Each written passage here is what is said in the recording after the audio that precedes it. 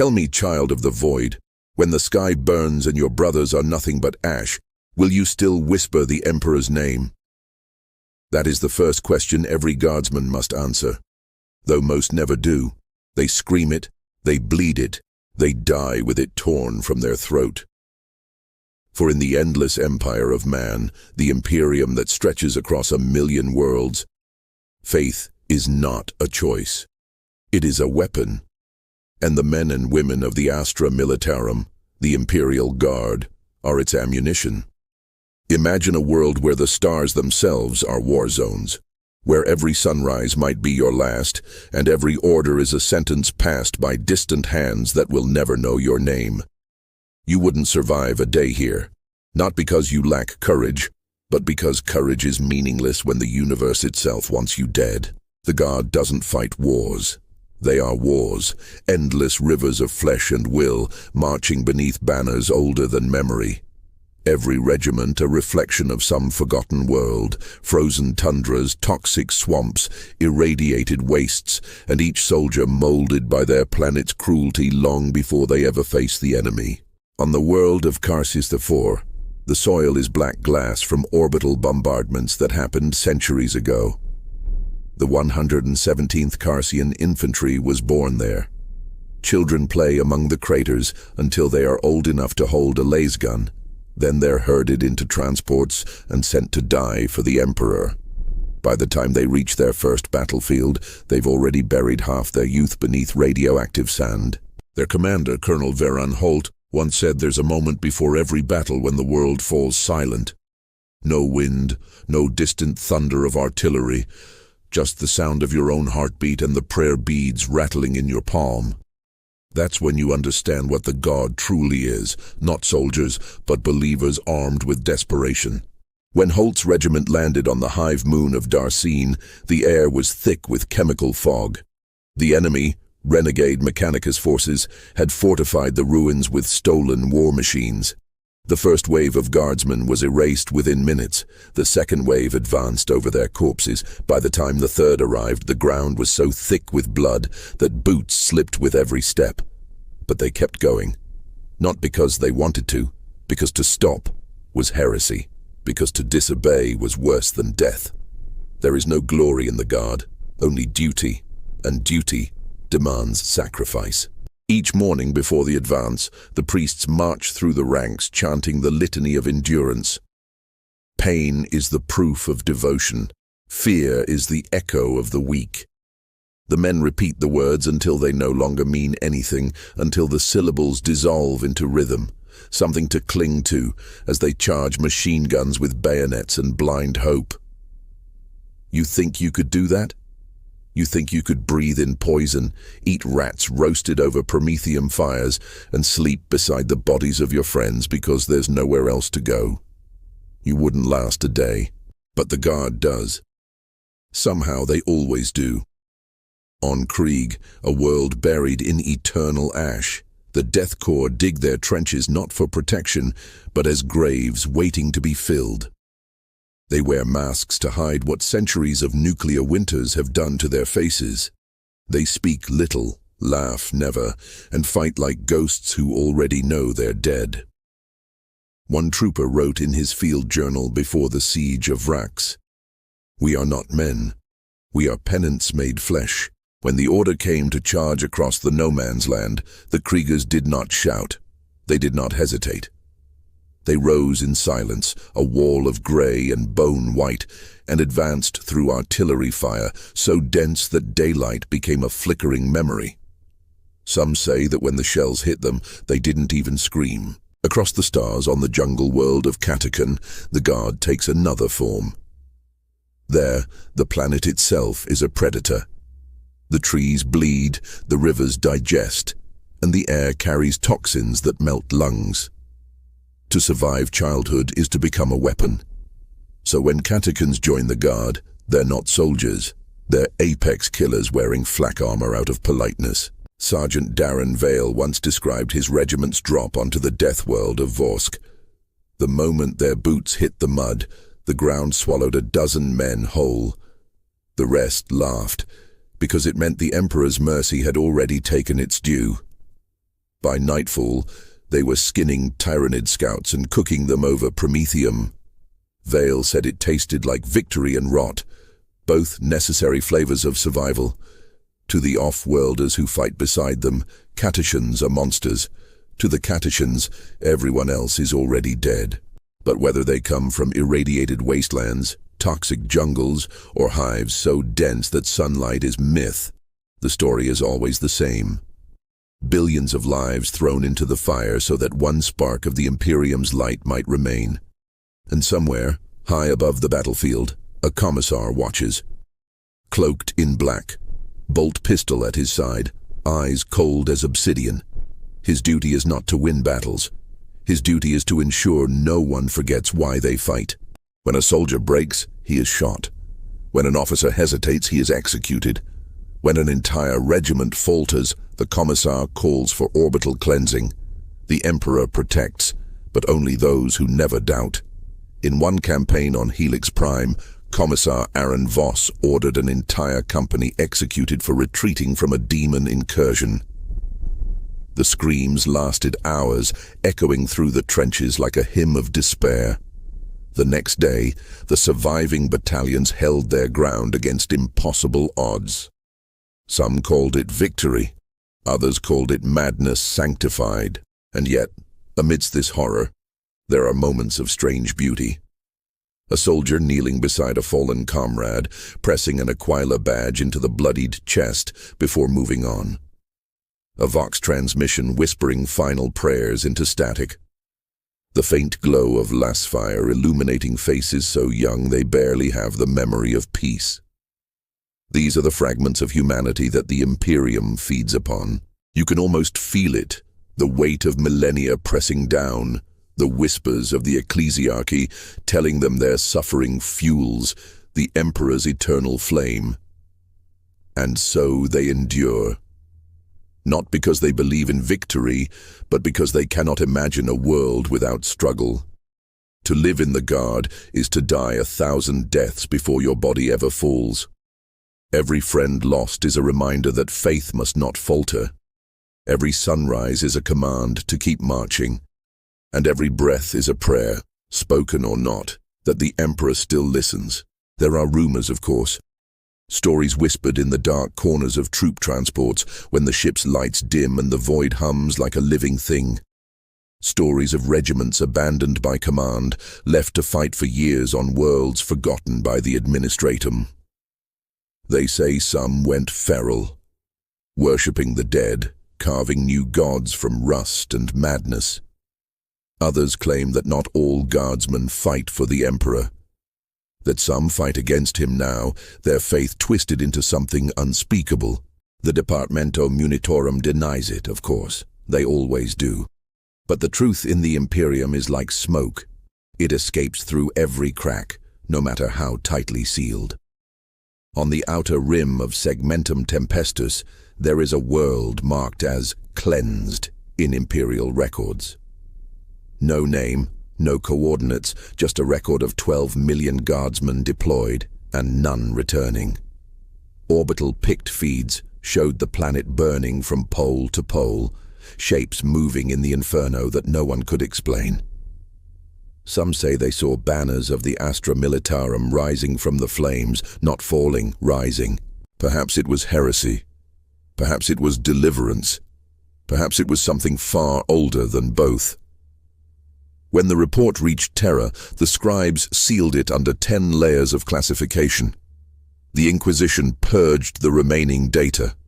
Officially, the campaign never existed, but the veterans still speak of it, in quiet tones, when the night is long and the air smells like promethium and old blood. They call it the Day of Red Ash. They say it was the first time a regiment looked up at the stars and realized the Emperor was not watching.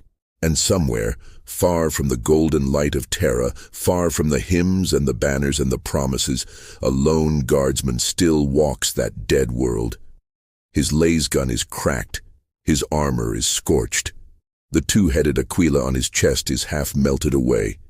He doesn't remember his name, only the sound of the chant before the last battle. We are his shield, we are his wrath. But as he stares into the horizon, into the endless red dust swirling like ghosts, he whispers a question no one is supposed to ask. What if the shield broke first? The wind carries the words away, but something in the silence seems to answer. Something old, something patient, something that has been waiting beneath the ashes of every fallen world. And in that moment, as the sun sets over ruins that no longer have names, a new war begins, one not of loyalty but of revelation. Because in the Imperium of Man, even faith has a breaking point. The sun bled its last light across the wasteland, turning the world into a cathedral of shadows.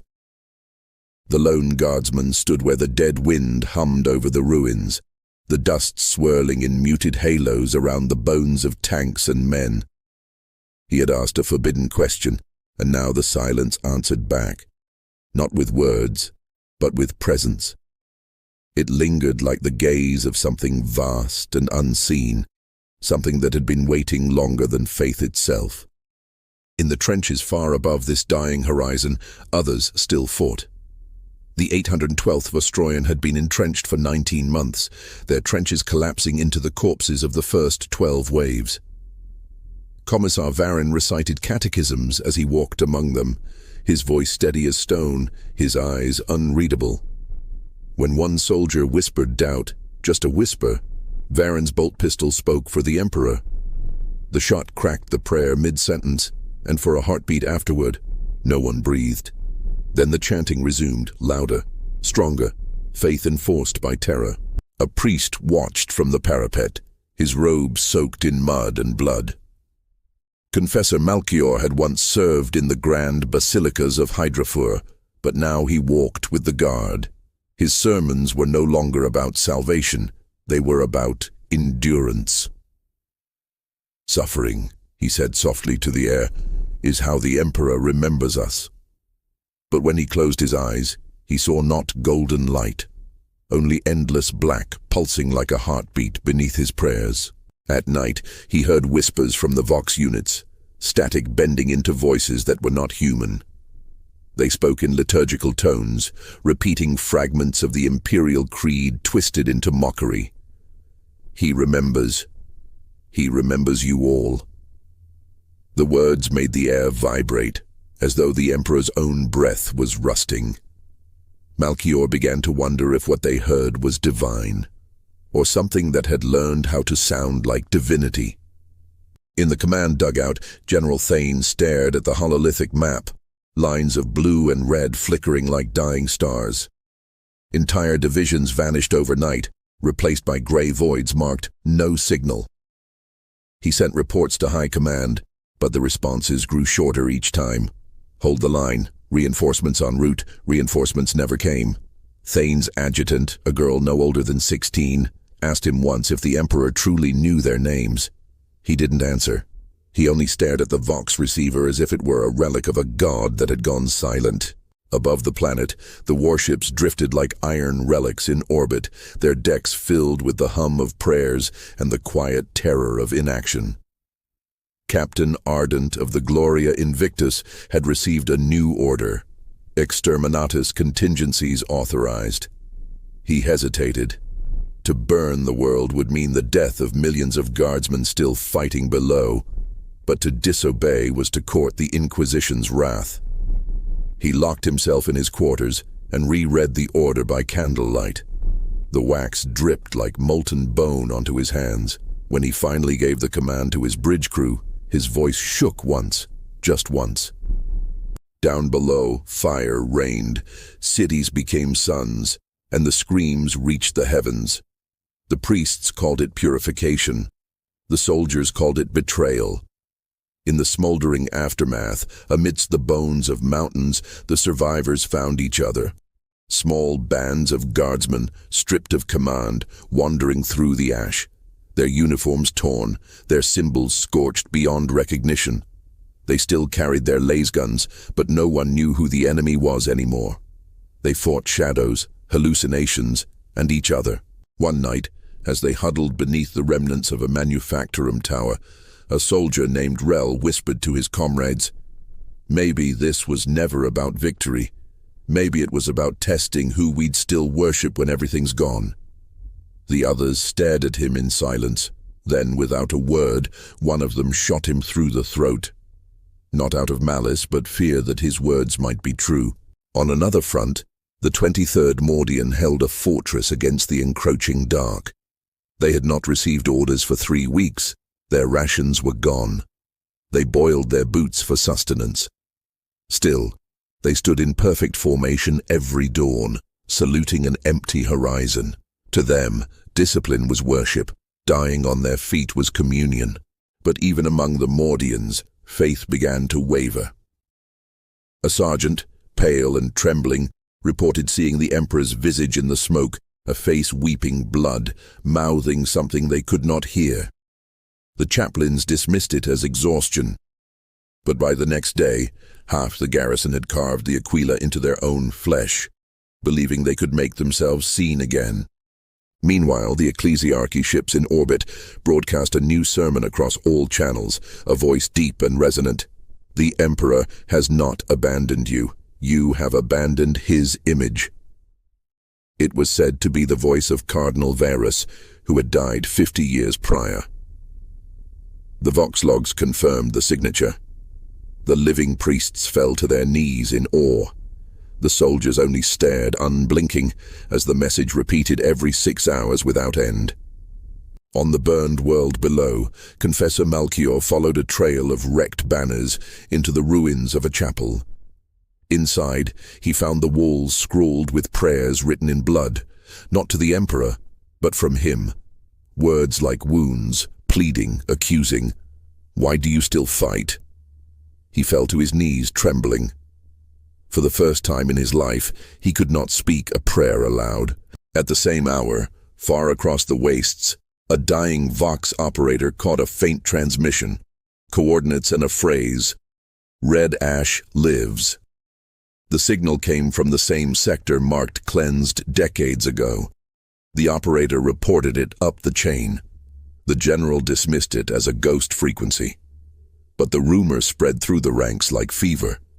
Some believed it meant salvation. Others whispered it was the voice of something wearing salvation's skin. A week later, an entire battalion went missing. Their campfires burned through the night, but no one emerged when dawn came. Scouts found their tracks leading east, toward the uncharted wastelands where nothing lived. In the ashes, they found a symbol drawn into the dirt, the double-headed Aquila, but with both heads facing away from each other. Panic grew. Faith fractured. The priests preached harder, their sermons louder, desperate. Commissars executed twice as many men. General Thane stopped sleeping. He began to hear voices in his dreams, a choir of 1,000 soldiers whispering, "We remember the red ash." Soon after, the sky turned crimson again, not from bombardment, but from something within the atmosphere, light bending, reality quivering. The soldiers stared upward as the sun split into twin orbs for an instant, casting double shadows across the dead plains. Many fell to their knees, believing it was a sign of the Emperor's gaze returning. Others screamed, knowing no light that red could ever be holy. The next day, Malchior found a child wandering the battlefield. She was untouched by the fires, her eyes glowing faintly gold. She said nothing, but carried a shard of something, metal, curved, marked with the sigil of the Inquisition. When he tried to take it, she gripped it tighter and whispered, "He sees differently now." Then she vanished into the dust like smoke. Reports flooded in. Regiments vanished mid-march. Vox traffic carried prayers that distorted into screams. Some soldiers claimed to see angels descending in the firestorms. Others swore they were demons wearing the masks of saints. The line between faith and damnation thinned to nothing. In orbit, Captain Ardent received a new transmission, not from high command, but from the surface. It carried a single file, a recording of a guardsman's voice, broken, hoarse, but unmistakably human. "We found the truth, we found him. He's not on Terra anymore." Ardent froze. The bridge crew looked to him for orders, but none came. He played it again. Same voice, same words. The coordinates attached to the signal pointed directly to the Red Ash region. On the surface, Thane gathered his remaining officers. "We march," he said simply. No one asked why. They walked for days through burning plains, through fog that whispered their names. At night, they heard the chanting, thousands of voices rising from nowhere. When they reached the source, they found not a battlefield, but a temple made from wreckage and bone. At its center, a figure stood, half shadow, half light. The guardsmen fell silent as one. The figure spoke with a voice that trembled the air. "You have fought for his image. Now see what it was built upon." The banners burned to ash in their hands. The earth shuddered. Beneath them, something vast stirred, like the heartbeat of a god long buried. In that instant, they understood. The Emperor's silence was not absence, it was restraint. And now, it was ending. A brilliant light tore across the horizon, swallowing sound and shadow alike. For a heartbeat, the universe itself seemed to hold its breath. Then came the final transmission recorded from the surface. A single sentence, faint beneath static. Faith was never meant to last forever. After that, all signals ceased. In orbit, the Gloria Invictus hung motionless, its crew staring into the storm rising from the planet below. A storm shaped like wings, vast, burning, divine, or something pretending to be. The Emperor's realm had always been built on the edge of extinction. But now, for the first time in 10,000 years, the edge looked back. The storm that rose from Red Ash did not end with the dying world. It spread like a wound across the stars. Vox networks went dark. Astropaths screamed until their minds bled and their souls dissolved into static. Whole fleets vanished into the warp without a trace, their final messages burned into transmission logs like ghostly scripture. The light is moving. On the fortress world of Carith Prime, where the ecclesiarchy had ruled unchallenged for centuries, the cathedrals trembled. The stained glass of the Emperor's face cracked from within, light pulsing behind it as though something alive was pressing outward. The high priests called it a miracle, a sign that his gaze had returned. But when the light faded, the glass no longer showed the Emperor. It showed countless faces screaming, each wearing a crown of iron thorns. In the underhive below, conscripts of the 903rd Carathian watched as the streets filled with pilgrims who chanted without end. Some tore out their eyes to see more clearly. Others carved new words into the walls. "He walks among dust." The commissariat executed hundreds, yet the chants only grew louder. Every bullet seemed to create another believer. Across the galaxy, faith twisted. Where once priests spoke of purity, now they whispered of penance deeper than death. The ecclesiarchy's sermons grew contradictory, half of them proclaiming the Emperor's return, the other half warning that he had turned his face away. Even the holiest shrines began to bleed incense like smoke from an open wound. On Terra, the Golden Throne's chambers were sealed tighter than ever. Rumors whispered through the Adeptus Administratum that the Astronomicon, the psychic beacon that guided humanity, had flickered for the first time in 10,000 years. A flicker so brief it could have been imagined, but every navigator in the segmentum felt it like a missing heartbeat.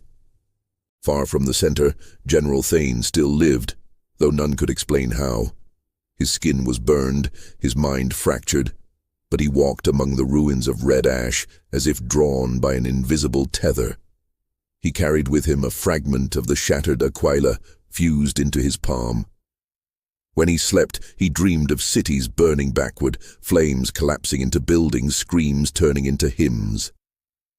He saw the Emperor, not golden but hollow, his eyes like dying stars. Each dream ended the same way, with a whisper. "You remember me wrong. You remember." Meanwhile, in the void above another war-torn world, The Gloria Invictus drifted through debris fields where broken ships spun like funeral relics. Captain Ardent had sealed himself in the chapel. The crew spoke of hearing him converse with someone unseen, his voice alternating between prayer and pleading. On the 10th day he emerged, face pale, eyes radiant with a feverish calm. "He is awake," he said, "but he does not recognize us." The ship's Vox arrays began transmitting constant liturgies, not to the Emperor of Mankind, but to the Silent Regent. No one knew who that was. Within a week, half the crew worshipped this new name. The other half tried to stop them. The corridors ran red. On the surface below, a regiment of Cadians stood against a tide of heretic warbands. They fought in silence. No orders, no chants, just mechanical precision.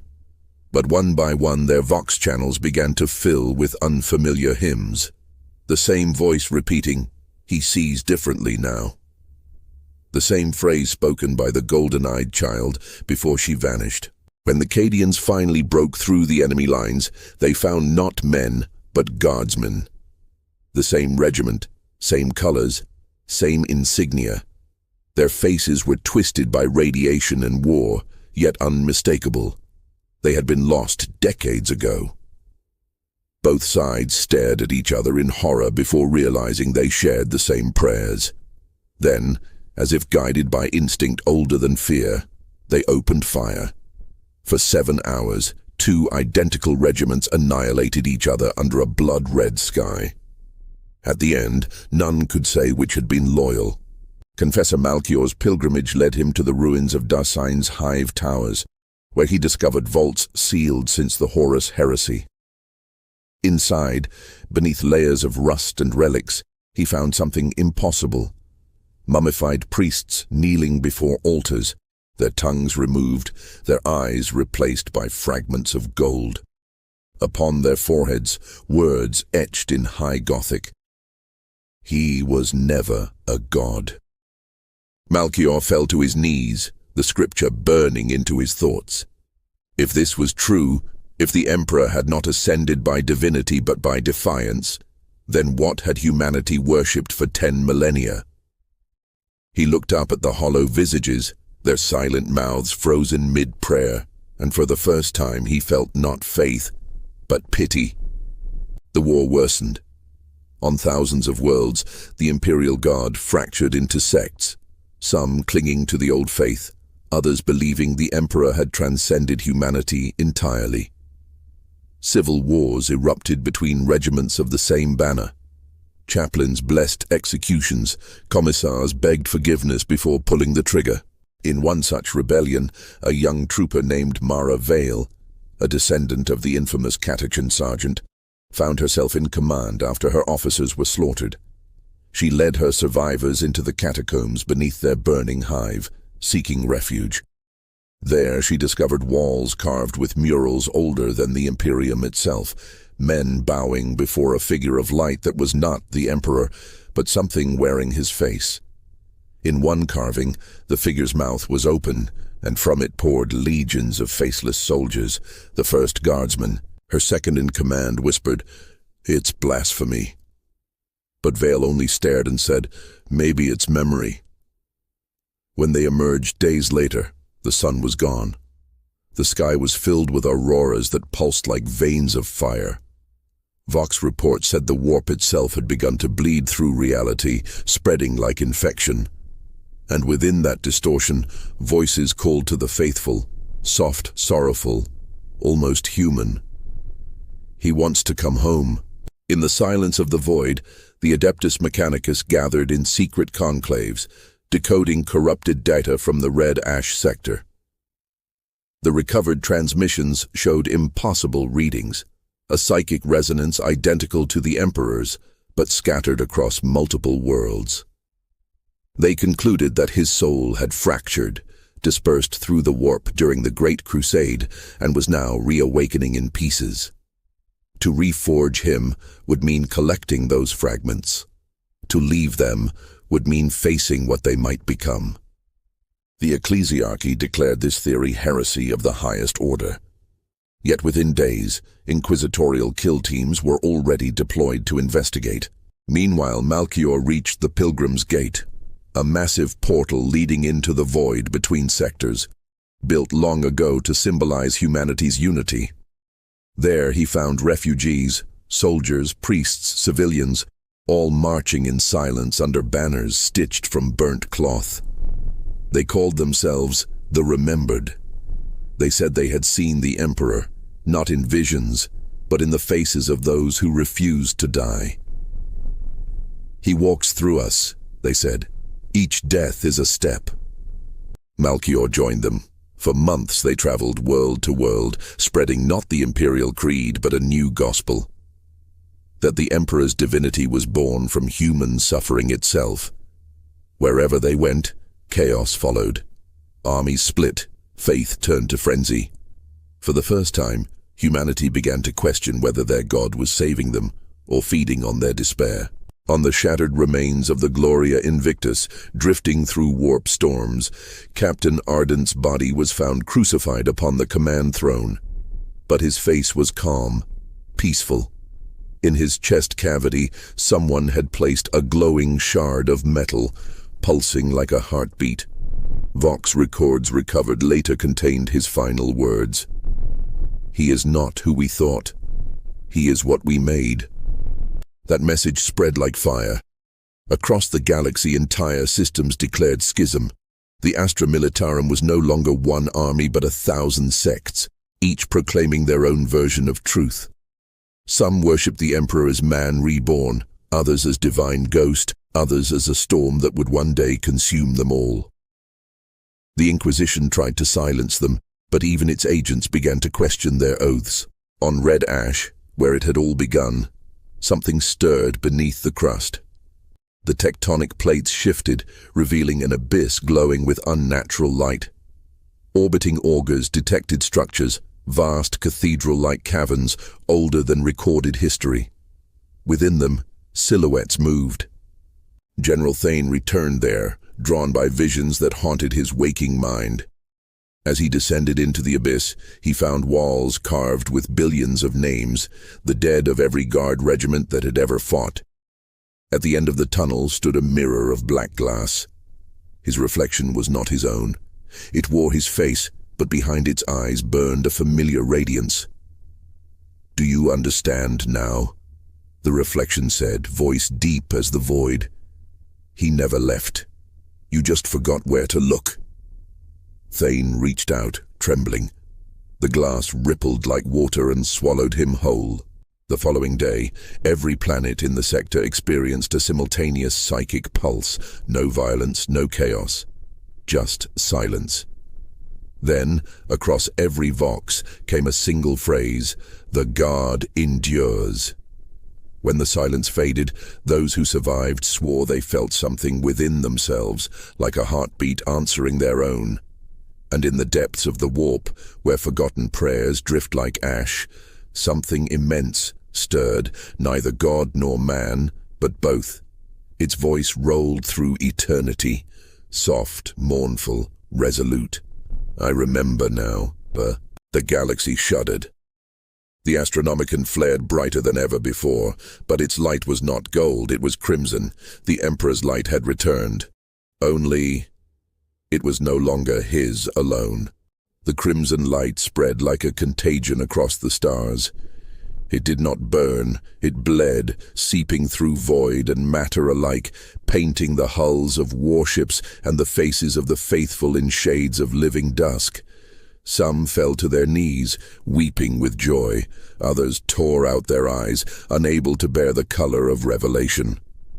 Across the Imperium, countless worlds looked to the heavens and felt something they had forgotten how to name: fear. On Terra, the High Lords convened in trembling silence. The Astronomicon's pulse was erratic, its frequency shifting, its signature unrecognizable. Astropaths reported voices layered beneath its light, a chorus whispering, "We remember." When the first Psyker collapsed into flame mid-transmission, their ashes formed symbols on the marble floor: fractured wings, inverted, bleeding light. No one spoke of it again. In the Schola Progenium of Vera's Reach, the children of fallen soldiers recited mourning litanies. When the crimson dawn touched their stained glass, their prayers faltered. The statues of saints wept red tears. The instructors burned incense until the smoke filled the halls, choking the air with sanctity and denial. One boy looked up and whispered, "He's waking up." He was never seen again. The Imperial Guard, fragmented, faith-stricken and directionless, continued to fight. They always fought. But now their enemies were shadows of themselves. Loyalists, heretics, believers, doubters, all locked in an agony of mirrored conviction. Lasfire lanced through fog like brief, desperate prayers, each bolt a plea for meaning in the noise. On the barren plains of the world called Var-9, Sergeant Mara Vale's regiment awaited orders that never came. The Vox hissed endlessly, carrying only echoes of old transmissions.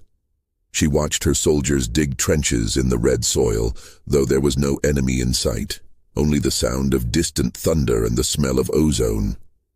When night fell, they lit candles for every name they remembered, and the wind blew them out one by one. Mara knelt in the dark, clutching a charm carved from the skull of a Catachan lizard, a relic from her home. She whispered her prayer not to the Emperor, but to something nameless. "If you're out there, if you've changed, then change us too." Her words vanished into the storm, carried away by a wind that whispered back, "You already have." In orbit, aboard the half-ruined Gloria Invictus, the ship's chapel flickered with crimson light.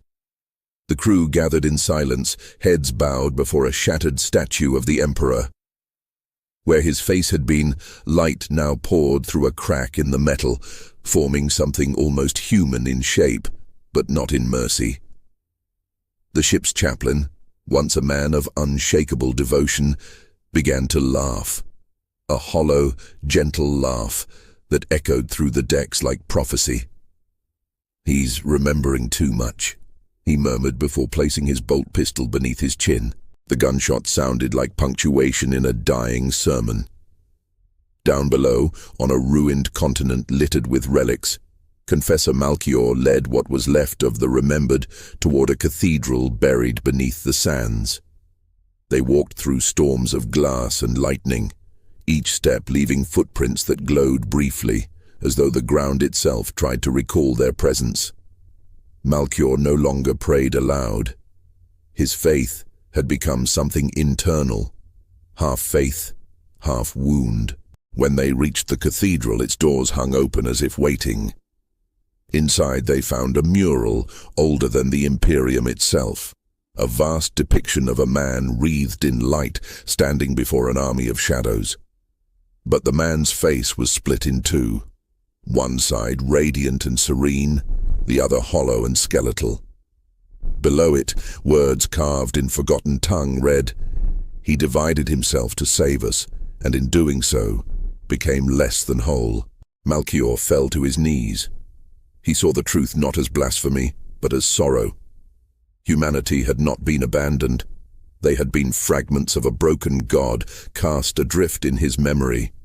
And the god, the endless billions dying nameless deaths, they were his echo, his attempt to remember himself through them. Outside, the sky fractured.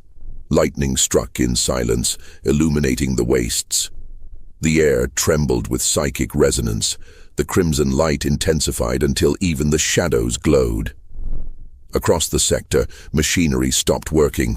Timepieces froze mid-tick, and every soldier felt a heartbeat that wasn't theirs echo through their veins. In the command bunker of the 38th Valhallan, Colonel Cord sat alone before the body of his commissar, shot for questioning an order that had never been received. He stared at his hands, shaking, drenched in someone else's blood. The Vox on his desk came alive with static that shaped itself into a voice he hadn't heard in years, his son's voice, who had died on Armageddon. "Father," it said, "he's not angry. He's remembering the price." Cord wept until dawn, then took his regiment and marched into the storm without orders, banners unfurled, singing the battle hymns of a faith they no longer believed but could not abandon. Across the Imperium, similar stories unfolded like a tragic chorus.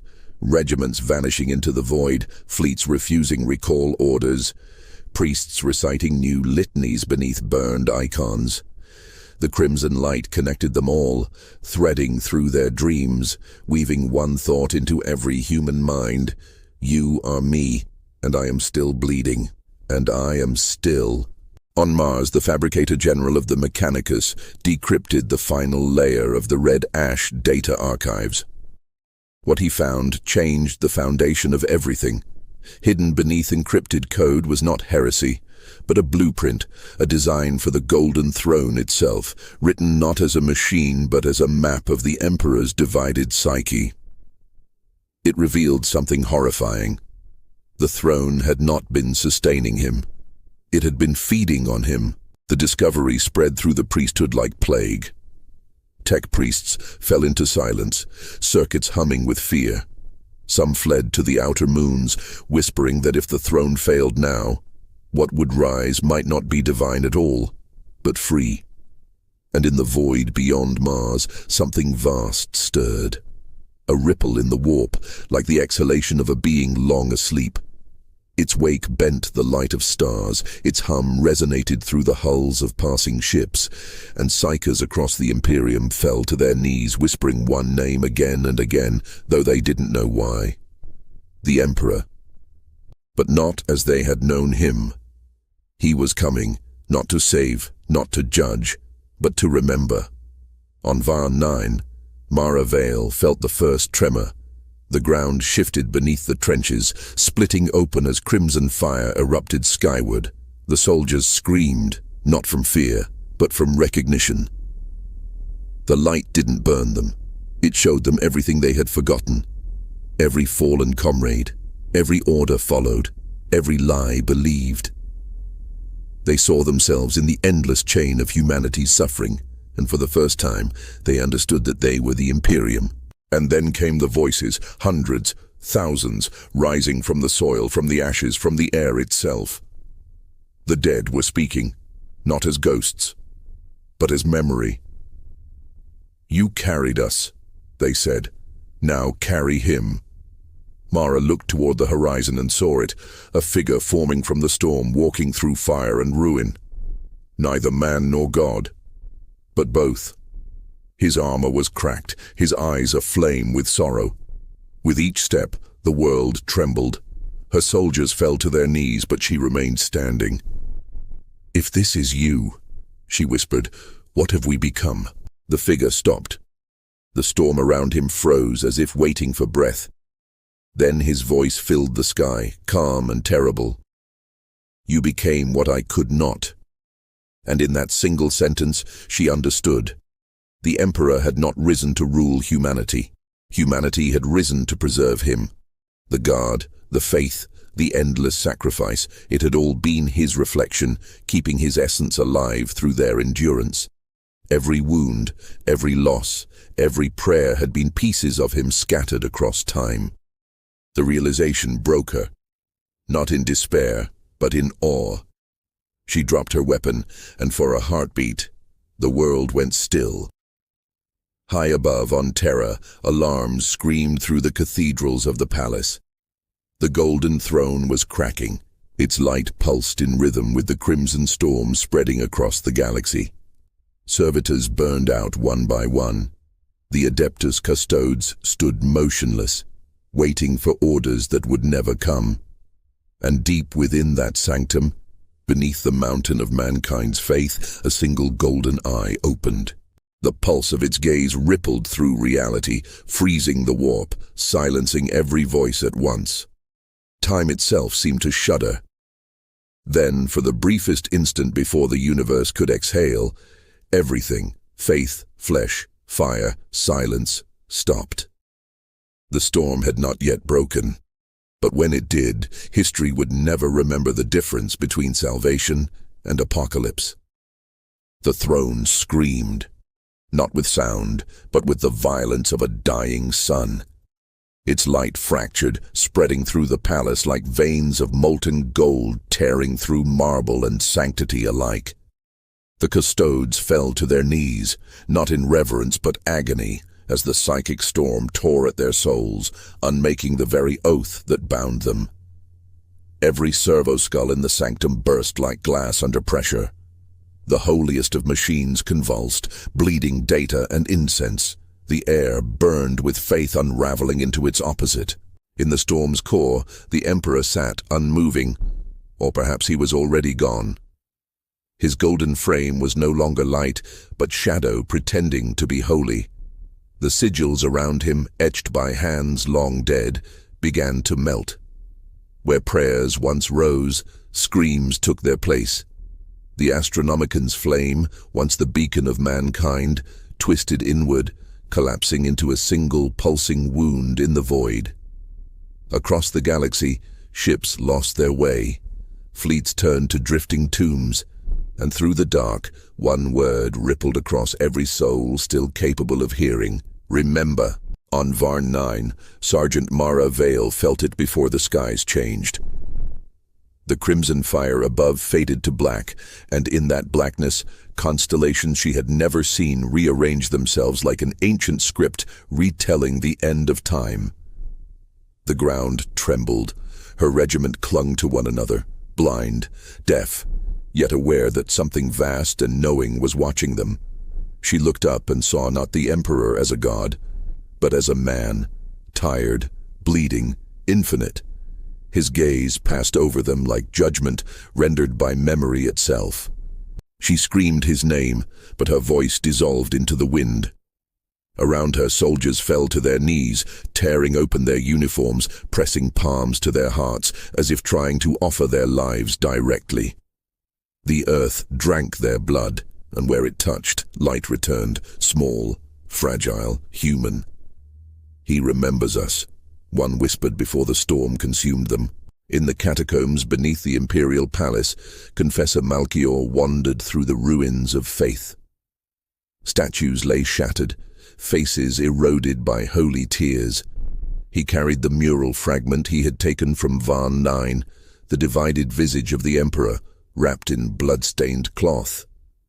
He walked until the air thinned, until he could feel the throne's pulse like a second heartbeat in his chest. Then he saw it, a crack in reality, glowing with a brilliance that defied all color. Through it, visions poured. He saw worlds burning not from hate, but from remembrance. He saw saints reborn as ash, and sinners lifted as light. He saw the Emperor's armies dissolve into the warp like fragments of a thought that could no longer hold itself together. And at the center of it all, a figure rising from the throne, not golden but human, his armor split, his crown shattered, his eyes full of infinite grief. Malchior fell to his knees and whispered, "My lord." But the voice that answered was not divine. It was weary, almost kind. "I am not your lord. I am your witness." The priest wept until his faith tasted like salt and iron, and when he looked up again the vision was gone, replaced by silence so complete it hurt. In orbit above Terra, the Gloria Invictus burned. Her hull peeled away layer by layer, the void swallowing her prayers. The crew, what remained of them, gathered in the chapel one last time. They sang without words, their voices trembling, dissonant, beautiful. The chaplain's blood still stained the altar. From the viewport, they saw the throne's light pierce the atmosphere like the blade of a forgotten god. They died smiling, their corpses illuminated by a light that would outlast their memory. On Mars, the Mechanicus gathered around the transmission, the revelation of the throne's truth. The Fabricator General's body convulsed as binary hymns turned into screams. "It was never meant to contain him," he gasped. "It was a prison, and we are its wardens." Around him, Magi tore off their robes, their flesh splitting open to reveal circuits glowing with raw warp light. They began to chant a forbidden prayer, not to the Omnissiah, but to the man behind the machine. In the warp, something ancient stirred, a shadow that had slept since the birth of the Imperium. The Astronomican's collapse had left a wound, and through that wound, Something whispered. Not chaos, not salvation, but the memory of creation itself. The primordial truth. And it asked a question older than faith. What are you without your belief? The galaxy answered with war. The Guard, broken and blind, fought still, not for banners, not for orders, but because stopping meant admitting it had all been for nothing. On the plains of Varn 9, Mara Vale's soldiers turned their weapons skyward, firing into the black as meteors fell like angels in ruin. "We are his hands," one shouted. "We are what's left." Their voices rose until it became impossible to tell prayer from defiance. When the first of the meteors struck, it wasn't stone that fell, it was armor. Fragments of ancient warriors preserved in flame, their helms cracked, their insignias erased. One still breathed, Astartes. His face was a ruin of scars and holiness. Mara knelt beside him, and he looked at her with eyes like burnt gold. "He's leaving," he whispered. "He's taking himself back." Then his heart stopped, and the light within him faded. The revelation spread like infection. Across the stars, Psykers collapsed as their powers evaporated. The warp screamed as if something vital was being taken from it. The Emperor's essence, scattered through every faithful act, every whispered prayer, every dying cry, was returning to its source. The light that had guided mankind for 10,000 years began to draw inward. The galaxy dimmed.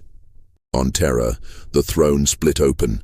Custodes threw themselves into the flames, their armor melting into rivers of gold.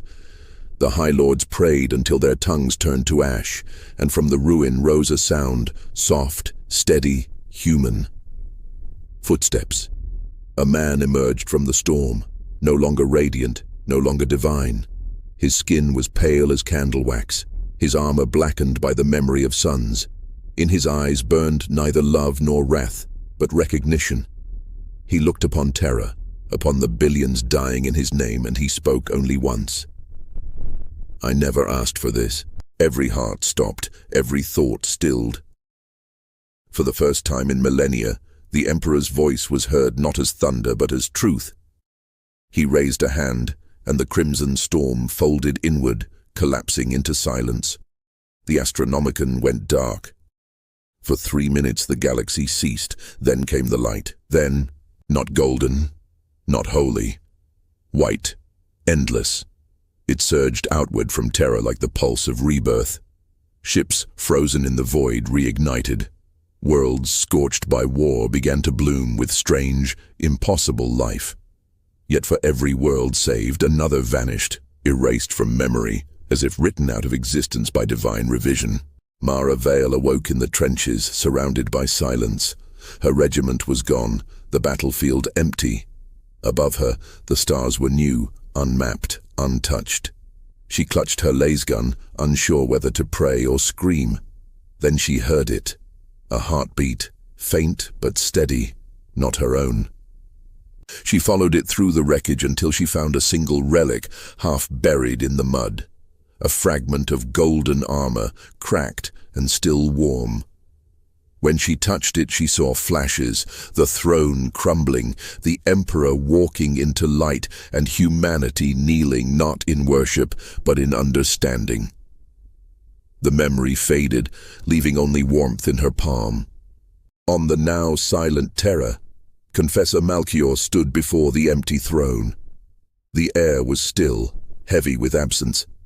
He fell to his knees, whispering the old words of devotion, though they no longer meant anything. "What are we now?" he asked the silence.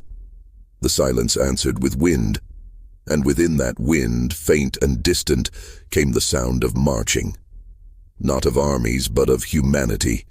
Billions rising, building, enduring. In that moment, Malchior understood. The Emperor had not died, nor had he ascended. He had become them, all of them. Every soldier, every child, every hand that refused to stop. The galaxy was quiet now, but in the silence, something eternal shifted. The faith that once chained mankind had become its inheritance. And in the vast dark between the stars, the first new light began to burn, not divine, not holy, but human. It was small, fragile, trembling, but it was enough. The galaxy was silent. Not the silence of peace, but the silence that follows the breaking of something too vast to comprehend. The light that once guided 1,000,000 worlds had gone out, and yet there was no darkness. Only a dim, endless grey, as if the stars themselves were holding their breath. The wars had ended not through victory but exhaustion. Faith had burned itself to ash. What remained were ruins, holy, human, and eternal. On Terra, the cradle of mankind, dust drifted through the empty halls of the Imperial Palace. Where once prayers shook the air, there was now only the faint hum of wind moving through shattered columns. The golden throne lay in ruin, a carcass of machinery still warm from the death of its god. The air shimmered faintly with residual light, the echo of something divine that had unmade itself for the sake of memory. No one came to pray. No one dared to rebuild. In the great plaza outside the throne's gate, broken banners fluttered. The symbols of 1,000 worlds lay trampled beneath the dust. Amid them stood Confessor Malchior, aged beyond recognition, his robes torn, his hands trembling as he wrote upon a fragment of parchment salvaged from the archives. He wrote not scripture, but remembrance. The words came slowly, heavy with meaning he did not yet understand. We were his hands. We were his pain. And now, we are what is left.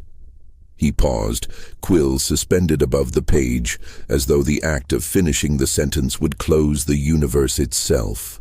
In the void beyond, ships drifted between the remnants of shattered constellations. The Astronomican's light was gone. Navigation was guesswork and faith, and yet they moved.